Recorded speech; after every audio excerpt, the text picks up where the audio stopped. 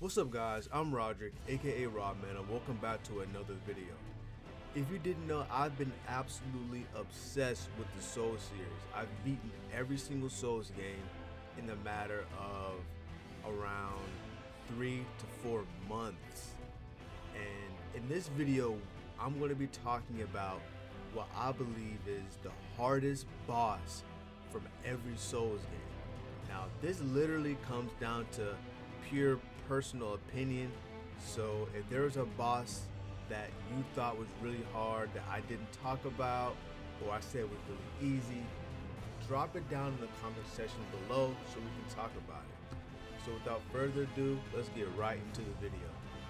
So for the hardest boss in Demon Souls, I'm gonna have to go with Old King Allant, just because he's more of your traditional Souls boss in Demon Souls.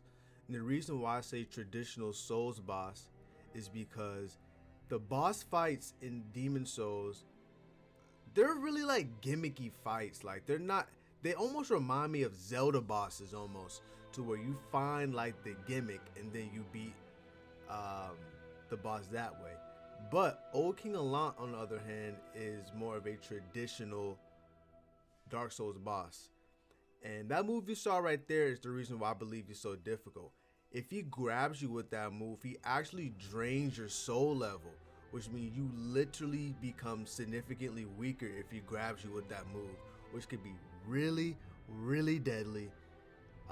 Also, on top of the fact that he's really resistant to magic, which means if you tried to cheese him with magic, you're gonna have a really hard time with this guy, honestly. That really wasn't a problem for me because I always went a sort of strength build in every Souls game that I played. But Demon Souls is the easiest Souls game by far, so this guy really wasn't all that hard. But compared to the rest of the bosses in Demon Souls, Old King Allant definitely takes the cake for the most difficult. So moving on to Dark Souls 1. So for the most difficult boss in Dark Souls 1, it's easily going to be Ornstein and Smough. Easily. And if you don't recognize that handsome guy in the top right, that is me, and this is my video where I fought Ornstein and Smough. Oh my gosh, this boss put me through the ringer, the absolute ringer. And this boss really tested my patience. Like, I was thinking, like, I'm not ever going to be able to beat this guy. I was hollowed. I didn't have any humanities. So I had to do this solo dolo. And it was hard. It was really hard. And a lot of people think that, oh, Notorious is the hardest boss in the game, or even Manus. But I literally beat those guys in maybe 4 to 5 tries, but Ornstein and Smough probably took me 30 tries. Ridiculous. This is like your classic duo boss. It probably is. Is Ornstein and Smough the most popular boss in the Soul series? Maybe. But all I know is this boss took me through the absolute ringer when it comes to difficulty.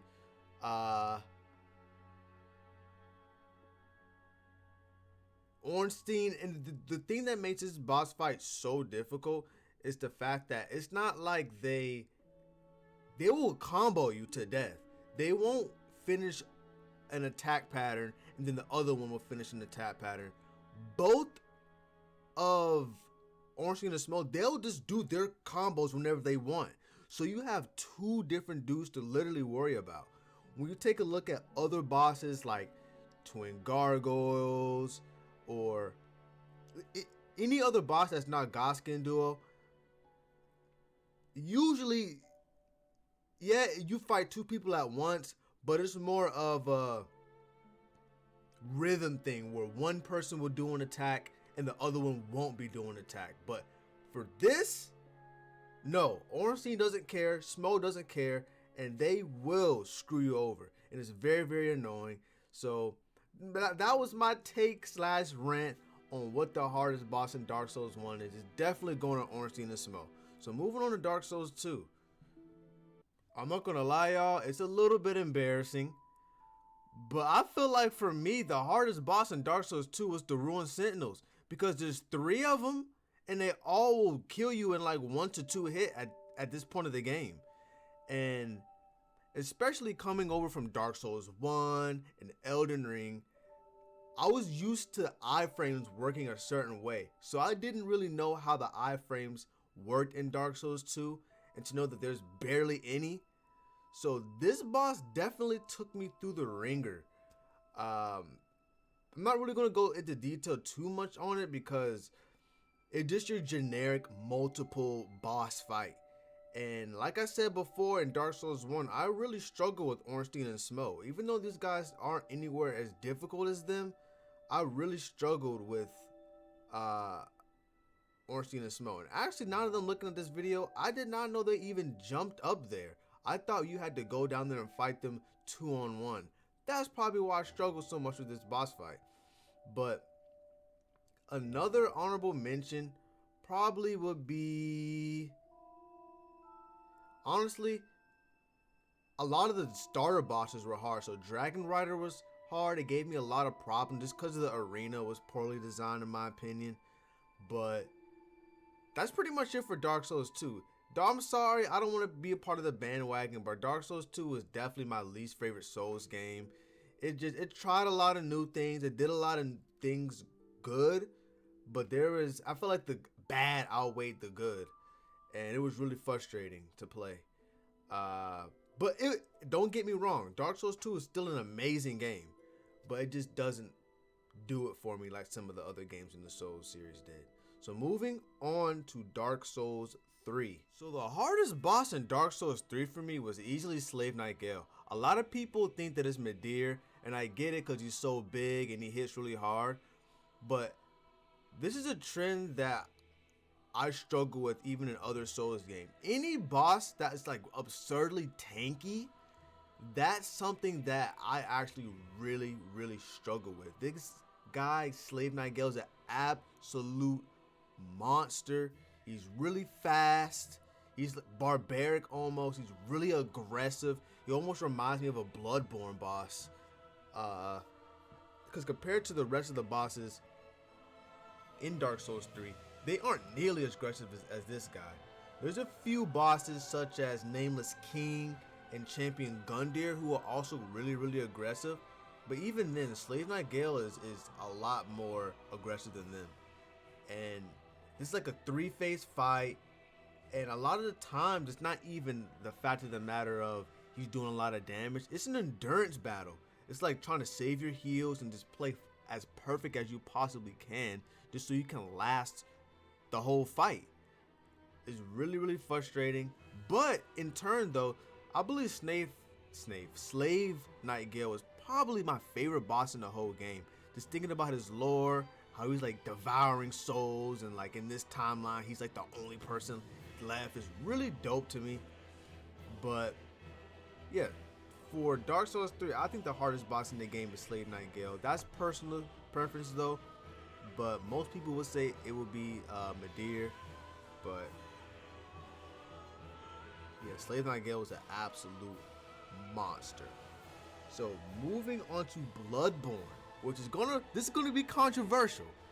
A lot of people is gonna expect me to say Orphan or Lady Maria. No, Lawrence was really hard.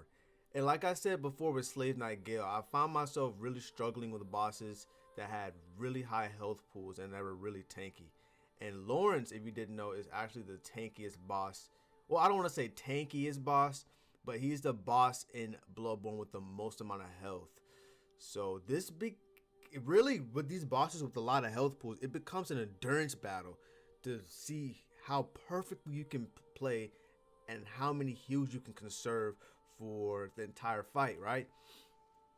Now, technically, I would say Orphan and Lady Maria can kill you faster than Lawrence, but Lawrence, there's just a lot of stuff you gotta watch out for, especially when you reach the second phase. He starts throwing up lava and all type of stuff, and it's really frustrating. And on top of the fact that you still have to go up and do damage to him, and he's barely taking any damage. And the thing that was really frustrating about Lawrence, he actually made me change my entire build. I was actually using the same weapon you see here in this video, the Ludwig's Holy Blade, but I found that wasn't doing enough damage. So I actually had to go and find the whirligig saw and use it so I can get bonus serrated damage, just so I can try to speed up the fight as much as I possibly could. But yeah, Lawrence is really frustrating to me, and he's on top of that, he's one of those big bosses where it's the hitboxes just kind of strange. I know there's some hitboxes where Lawrence tries to grab you, and even though he doesn't hit you, sometimes he'll still grab you. It's really annoying, but I still love this boss fight. It's an optional boss. You don't even have to fight this guy. But yeah, Bloodborne so far has definitely been my favorite Souls game. I love the fast-paced combat, and I love the Lovecraftian horror aspect of it. It's really wonderful. I really pray they make a Bloodborne 2 or a Bloodborne remastered. I definitely will be playing it.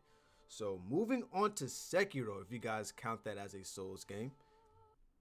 The boss that gave me the most trouble in Sekiro was easily Guardian Ape, and I know that's a popular thing to say. It's all Guardian Ape is so hard.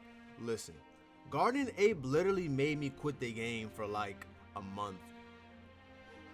The timeline of me playing Souls games, I actually tried to play Sekiro after I beat Dark Souls 1, but this game and this combat just really beat the crap out of me to where I was like, you know what? I'm gonna take a break from Sekiro and I'm gonna go beat all the other quote unquote normal Souls games first. And I came back, I beat him. This guy took me like 30 tries to beat. He's really annoying, and he throws his poop at you. He's poisoning you. He has fear with his stab, or not with his stab, with his scream. And if you don't know, if your fear bar fills, fear is pretty much the same thing as curse in Souls. If the bar fills all the way up, you instantly die. It's really frustrating. And then you kill him, and then he comes back to life. And it's like, what the heck? He has a sword now. He's still farting on you, and it's really frustrating. And Guardian Ape is also one of those boss fights where the poise meter I found really doesn't come into effect. A lot of the times I found like the way that I beat Guardian Ape was literally by bringing his health bar to 0. It's really frustrating. Like I said, this guy made me quit the game for like 2 months. Honorable mention would obviously be 2 other bosses. Ishin the Sword Saint, which a lot of people think is the hardest, but I do think Ishin the Sword Saint is the hardest boss in the game. But I beat that guy in like 5 tries. So yeah. The Genitro also gave me a lot of problems. He probably took me like 20 tries to beat. But just going off of just like pure difficulty and how much of a hard time I had with Guardian Ape, it definitely was Guardian Ape. So moving on to Elden Ring. So I think this is a no-brainer. The hardest boss in Elden Ring is easily Malenia. This is also most likely the hardest boss in all of Souls. This boss is borderline just cheap. And I think the thing that makes her cheap is the fact that every time she hits you, she gets health back. Every single time. And it's not like, oh, she gets a little bit of health back. She can literally combo you and be at full health. So boom, back. Now you have to start from scratch, and it's really frustrating. If she does this move right here, if she hits you, she's probably gonna be at full health. It's really frustrating. And guess what? This is a 2-part boss fight. 2-part. And I don't mean 2-part as in 2 phases. I mean, you get her first health bar all the way down to 0. Then guess what? You gotta start from scratch with a brand new health bar and a Malenia that is a lot more difficult. This boss is cheap. Screw this boss. I will never fight this boss again. She's the hardest boss in Souls by far. Not because she's hard, because she's cheap. And that's a fact. But that's pretty much gonna wrap it up for this video, man. Is there any boss that maybe I'm overestimating? Maybe you didn't like the fact that I said Ruined Sentinels was the hardest boss in Dark Souls 2. Remember, this is my personal opinion. But that's gonna wrap it up for this video, man. If you like retro video gaming content, gameplay videos, and anime. Don't forget to leave a sub so you can join the channel. Ramen out. Peace.